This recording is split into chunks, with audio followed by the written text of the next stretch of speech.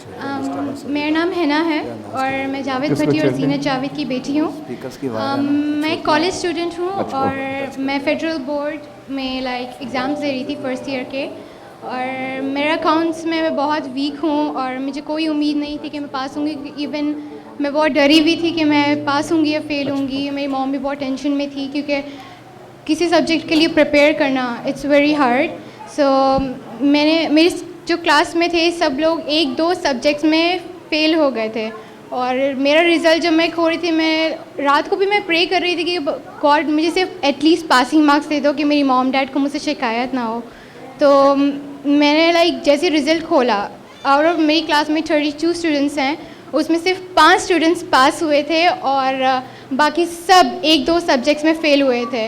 और मेरे को जो मुझे उम्मीद ही नहीं थी, मैं पास हो गई थी और मुझे बहुत खुशी हुई। मेरी mom dad everything it was just.